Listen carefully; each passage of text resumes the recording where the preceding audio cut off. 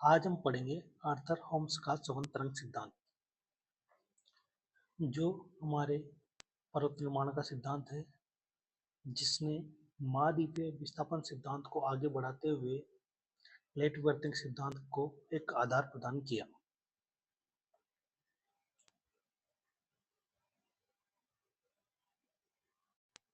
तो सिद्धांत का परिचय। सिद्धांत कब आया? ये 1928 में और 29 में आर्थर होम्स ने। मुख्य डेट क्या है इसकी? 1928। वेगनर के महाद्वीपीय विस्थापन के लिए उत्तरदायी बल की वैज्ञानिक व्याख्या करना। इसका मुख्य उद्देश्य क्या था? जब वेगनर ने बताया किस प्रकार महाद्वीप एक स्थान से दूसरे स्थान पर गति की, मगर वो बल सही व्याख्या नहीं कर पाया, तो उन्होंने नवीन बल द्वारा उसकी व्याख्या करने के लिए प्रयास किया। क्रांतिकारी होम्स ने पृथ्वी के भूगर्भ में संवहन धारा को पर्वत निर्माण का प्रमुख कारण माना। देखो, इसमें ये संवहन धारा चल रही है, इधर और इधर, इधर इधर, ये ताप के कारण जो चलने वाली संवहन धारा है, उन्हीं को ही पर्वत निर्माण का मुख्य आधार माना। इनकी पुस्तक का नाम प्रिंसिपल ऑफ फिजिकल जियोलॉजी यानी कि भौतिक भूविज्ञान के सिद्धांत, प्रकाशित हुए 1944 में।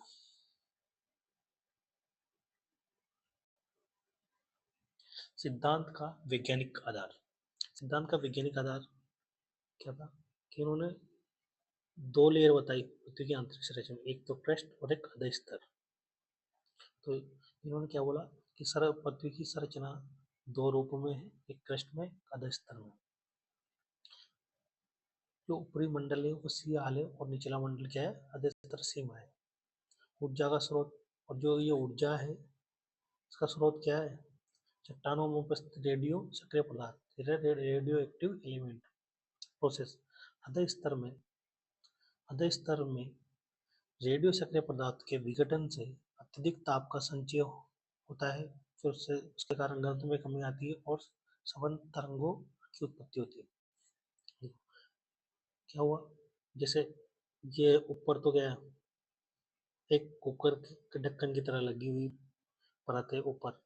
अब यहाँ पर रेडियो एक्टिव पदार्थ से तापमान जनरेट होता है और धीरे धीरे धीरे धीरे बढ़ता जाता है, जिससे क्या होता है?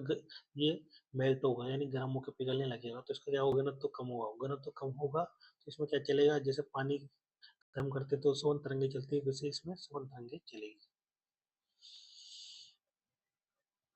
इसकी प्रमुख मान्यता।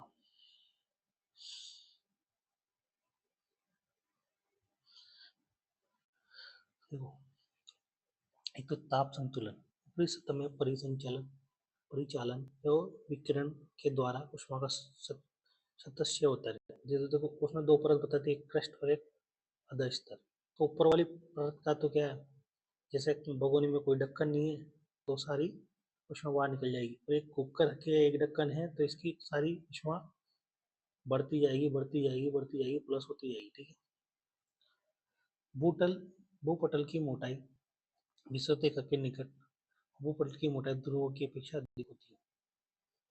हाँ। और एक और पॉइंट बोला उन्होंने कि भाई यहाँ पर अधिक विषुवत रेखा पर जो भूपटल है, भूकष्ठ की मोटाई अधिक है और यहाँ पर क्या है? कम है।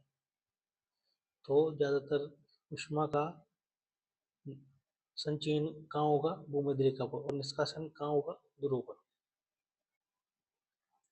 असमान वितरण। महासागरों की अपेक्षा महाद्वीपों के नीचे रेडियो सक्रिय पदार्थों का वितरण अधिक। तो उन्होंने बोला कि रेडियो एक्टिव पदार्थ कहाँ है? ज्यादातर महाद्वीपों के नीचे, महासागरों पे कम है, इसलिए पर्वतों का निर्माण कहाँ होता है? महाद्वीपों। देखो, धारा की कार्य प्रणाली। एक तो आरोही धारा और एक अवरोही धारा, दो तरह की संवहन धाराएं बताई उन्होंने। जो धारा ऊपर उठकर विपरीत दिशा की ओर मुड़ती है। देखो, जैसे ये ऊपर उठती जाएगी, ऊपर उठती जाएगी, और एक इधर मुड़ेगी, एक इधर मुड़ेगी, तो उसको क्या बोलेंगे हम? आरोही धारा। इससे क्या होता है? महासागर का निर्माण होता है। जब देखो यहाँ पर खाली स्थान हो जाएगा, इधर से इधर जाएगा, इधर से इधर जाएगा, तो यहाँ पर क्या होगा? महासागर का निर्माण हो जाएगा। जो अवरोही धारा, जब दो धाराएं मिलकर एक नीचे की ओर गिरती है, अब देखो अभी यहाँ से उठी है तो फिर यहाँ से भी कैसे गिरेगी नीचे, तो यहाँ पर क्या बनेगा, पर्वत निर्माण क्षेत्र बनेगा, कंप्रेशन से। इसको बोलते हैं अवरोही धारा।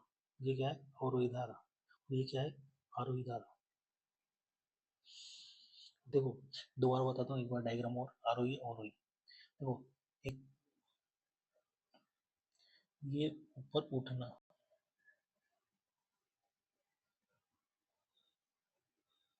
इधर मुड़ना, और वापस ये नीचे आना।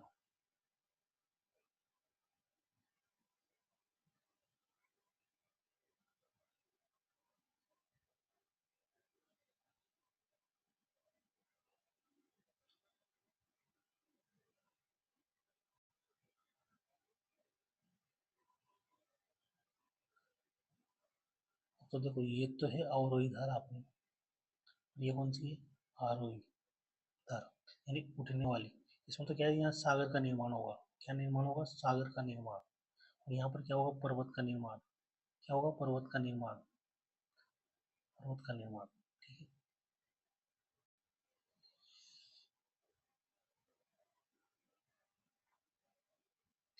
देखो हम उसकी मूल कथन और कार्य प्रणाली में क्या है उसका। देखो अब सारी धाराएं एक दूसरे के विपरीत दिशा में प्रभावित होती है। देखो एक इधर हो रही है और एक इधर हो रही है, तो क्या वो तनाव हो गया इसमें, यहाँ पर तनाव आ जाएगा। तनाव के कारण महाद्वीपों का विखंडन होगा, और महाद्वीपों का विखंडन होने के बाद क्या होगा, सागर का निर्माण होगा। इसको, ये कौन सी धारा में हो रहा है, अपसारी धारा जिसमें ऊपर उठकर दूर जा रही है, एक दूसरे से दूर जा रही है। ठीक है, अभिसारी यानी कि एक धारा एक दूसरे के पास आती है, एक दूसरे की ओर प्रभावित होती है, जिससे दबाव देख, एक इधर आएगी एक इधर आएगी। और दबाव संपीड़न के कारण जो अवतरण के कारण जो भूषण का निर्माण हुआ है, उसका मलबा कैसे ऊपर उठेगा और क्या बनेगा, पर्वत निर्माण करेगा। देखो पहली अवस्था, अवधि ये इसकी कैसी होती है, सबसे लंबी अवधि होती है, विशेषतः दो केंद्रों से आने वाली समान तरंगी जलमग्न तटों के नीचे। ये कौन सा जलमग्न तट है, जिसके नीचे भूषण नदी का निर्माण करती है, इधर से आई इधर से आई, क्या हुआ, ये भूषण नदी का निर्माण हो गया यहाँ पर, भूषण नदी का निर्माण। निरंतर तलछटी जमाव के कारण तली दसती जाती है, और जो ये है इसका जैसे जैसे बार बढ़ता जाएगा ये नीचे अवतलित हो जाएगी और दसती जाएगी। दबाव के कारण गहरे वाले पदार्थ ड्रमों का रूपांतरित, जैसे जैसे ये नीचे जाएंगे, हमने पढ़ा था ना कि भाई नीचे जाने पर टेम्परेचर बढ़ता है, पृथ्वी के आंतरिक संरचना, वैसे ही नीचे जाने पर टेम्परेचर बढ़ेगा तो इसका क्या घनत्व तो बढ़ता जाएगा, और ये कठोर होता जाएगा, धीरे धीरे धीरे धीरे धीरे सघन होता जाएगा। द्वितीय अवस्था, देखो द्वितीय अवस्था पर्वत निर्माण, ये क्या छोटी अवस्था, पहले वाली कौन सी थी, बड़ी अवस्था थी। इसमें इसमें देखो सवन तरंगों की गति अत्यधिक तीव्र हो जाती है। सवन तरंगों की गति कैसी होगी, एकदम तेज, सवन तरंगों की गति एकदम तेज हो गई। और अत्यधिक संपर्क के कारण भूषण नदी का मलबा कैसे है, जब ये गति तेज हुई तो ये तो पठार के रूप में मिलेगी, और दोनों तरफ क्या बन गए, पर्वत वलन के कारण। इस अवस्था में मुख्य वलित पर्वतों का वास्तविक उत्थान होता है, यानी इसी अवस्था में पर्वत निर्माण होता है। तृतीय अवस्था या विकास की समाप्ति, तरंगों की समाप्ति, गिरते स्तंभों में गर्म पदार्थ आने और उठते स्तंभों में शीतल पदार्थ का संचयन होना से सवन तरंगें समाप्त होने लगती है, जिसे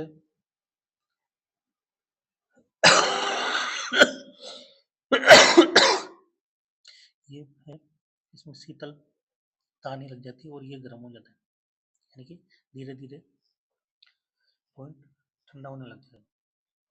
इससे सवन तरंग समाप्त, ताप विस्तार, गहराई में पिघले हुए पदार्थ के ताप विस्तार के कारण पर्वत अंतिम उत्थान पर होते हैं, यानी ये टेम्परेचर सारा यहाँ आ जाता है, जिसके कारण क्या पर्वत क्या उत्थान के अंतिम चरण में होता है, पर्वत निर्माण का चक्र पूरा होता है और ये एक स्थिर श्रृंखला के रूप में ले लेते हैं।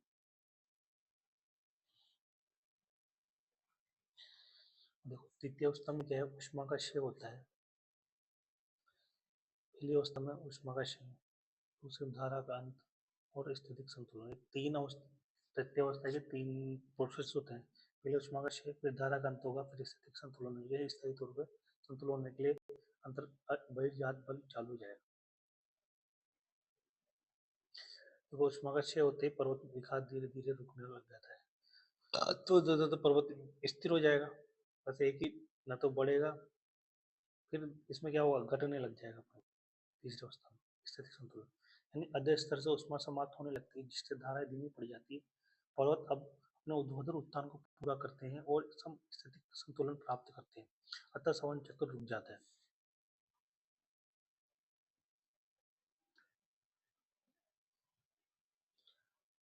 आलोचना, ओम्स के सिद्धांत की आलोचना। प्रभाव का अभाव, उठते और गिरते स्तंभ की धारणा केवल कल्पना है, इसका वैज्ञानिक प्रमाण संदिग्ध है। यानी कि अब ऐसा होते हुए किसी ने देखा नहीं है ना, भाई धरातल के अंदर ये सब ऐसी क्या होती है, इसका कोई एविडेंस नहीं है, केवल हम वैज्ञानिक तर्क ही दे सकते हैं, यानी प्रैक्टिकल करके कल्पना ही कर सकते हैं। पर्वतों के प्रकार, ये सिद्धांत केवल फलित पर्वतों की व्याख्या करता है, बलोक पर्वतों की नहीं। यानी कि जो ऊपर बलन से उठे हैं संपीड़न से, उनकी तो व्याख्या कर रहा है, मगर जो पर्वत एक उठ के दूसरा नीचे जा रहा है उसकी व्याख्या नहीं करता। रेडियो सक्रिय पदार्थ, मेंटल की गहराई में रेडियो सक्रिय पदार्थ के वितरण और ताप प्रवणता के बारे में सटीक जानकारी का अभाव है। यानी कि इसकी भी पूरी सटीक जानकारी नहीं है कि रेडियो एक्टिव पदार्थ कितना है, किस मात्रा में, कहाँ है, और इस सिद्धांत का मूल आधार क्या था, ये रेडियो एक्टिव पदार्थ था। ज्वालामुखी और क्षैतिज प्रवाह, पृष्ठ के नीचे तरंगों का क्षैतिज प्रवाह भ्रामक है। यानी जो ये अपनी ऊपरी वाली परत है उसके नीचे स्वयं तरंगे चलना एक भ्रामक है। इसके अलावा सभी ज्वालामुखी पर्वत तरंगों के अभिसरण क्षेत्र में नहीं पाए जाते, और कुछ ज्वालामुखी भी ऐसे हैं जो अभिसरण और अपसरण दोनों क्षेत्रों में नहीं पाए जाते। सिद्धांत की आलोचना, देखो गहराई की समस्या, गहराई की समस्या, क्या संबंध धारा पूरे मेंटल में चल सकती है, ये वैज्ञानिक रूप से विवादित है, क्योंकि किसी ने देखा थोड़ी खत्म जाएगी। ऊष्मा स्रोत, आलोचकों का रेडियो धर्मी तत्वों की मात्रा इतनी अधिक नहीं है कि विशाल महाद्वीपों को हिला सके। अवरोही केंद्र, धारा के नीचे गिरने के केंद्र हमेशा एक जगह क्यों रहते हैं, इसका भी स्पष्ट नहीं है, क्योंकि अगर धारा गिरती है तो जरूरी नहीं कि राउंड अप हो जाए या फिर कहीं और डायरेक्शन ले ले, और सीधे नीचे की गिरती है। होम्स का सिद्धांत कल्पनाओं पर अधिक और भौतिक साक्ष्य पर कम आधारित है। ये किसने कहा, हेराल्ड जेफरीज ने।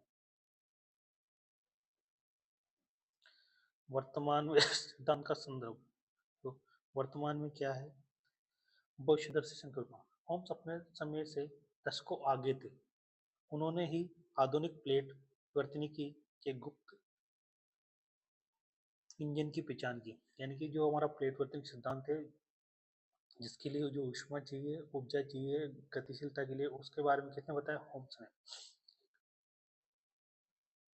सागर नितल प्रसरण, होम्स का यही सिद्धांत हेरियस के सागर नितल प्रसरण सिद्धांत का मुख्य आधार बना, और इसी से क्या आया था, सागर नितल प्रसरण। और सागर नितल प्रसरण सिद्धांत से क्या है, प्लेट वर्तनिक सिद्धांत। तो वर्तमान में प्लेट टेक्टोनिक थ्योरी इसी मेंटल संबंध धारा को महाद्वीपों को खिसकने का मुख्य कारण मानती है। यानी कि देखो, जो हमारा स्टेप बाय स्टेप आया ना, ये आया फिर इसके बाद ये आया, ये होम्स का ही काम है, जिसने क्षैतिज संचलन को बल दिया और संवहन तरंग द्वारा बल साबित किया। देखो निष्कर्ष जा अपना, तो क्या चीज है, ये पहले भूषण में ताप संवहन होता है। सबसे पहले क्या होता है, ताप संवहन होता है, कि ताप बहुत सारा इकट्ठा हो जाएगा धीरे धीरे, जैसे कुकर में होता है। फिर उसके बाद क्या बनेगी, भूसन्नति बनेगी, भूसन्नति के बाद क्या, वलन बनेगा, वलन में पर्वत बनेगा, पर्वत निर्माण, पूरा वर्ग धीरे धीरे विकसित होकर निर्मित हो जाएगा। ये अपना होम्स का संवहन तरंग सिद्धांत है। होम्स का संवहन तरंग सिद्धांत दो आकृति विज्ञान में एक मील का पत्थर है। यह सिद्धांत सफलतापूर्वक महाद्वीप स्थापन और प्रतिनिर्माण के परस्पर विरोधी विचारों को एक तार्किक वैज्ञानिक सूत्र में पिरोता है। कमियों के बावजूद 3 दशकों बाद प्लेट वर्तनिक सिद्धांत ने होम्स की इस महान संकल्पना को सत्य साबित किया। आज का टॉपिक हमारा पूरा हुआ। अगर वीडियो पसंद आया हो तो लाइक एंड शेयर और सब्सक्राइब करिए। जय हिंद, जय भारत।